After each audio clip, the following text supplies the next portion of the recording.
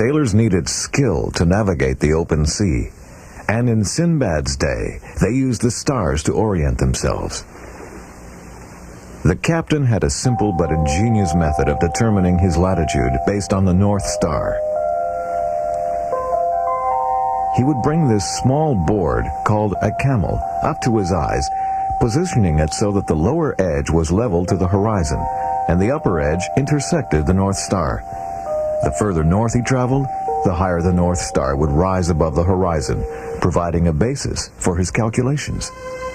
This rope, which the captain feeds through the hole in his camel, has a series of knots in it. Each one corresponds to a specific spot on the coast. And the knot that lies right beside the board gives the actual latitude of the ship. For example, if the ship is traveling from south to north along the coast of India, and the knot for the city of Calcutta touches the board, then the captain knows he has reached a position near the city along the coastline.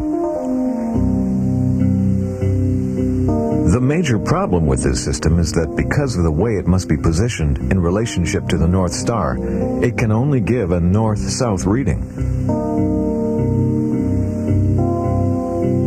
How the camel worked is just one piece of information we got from Sinbad's journals, which are filled with many useful details of his travels. Not only do they make fantastic adventure tales, they're full of exact nautical observations. In the archives of the city of Muscat in Oman, we find another invaluable manuscript called The Treasure of Secret Knowledge of the Sea. In it, there are drawings of the boats that were sailed, exact records of their routes, wind directions, currents, sources of drinking water, and even notes on the position of the sun and the stars.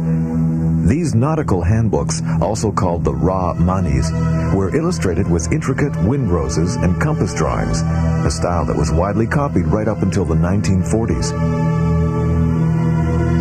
Another of these Ra Mani handbooks shows distinguishing or identifying landmarks and cliff formations so that a captain could judge his position along the coast.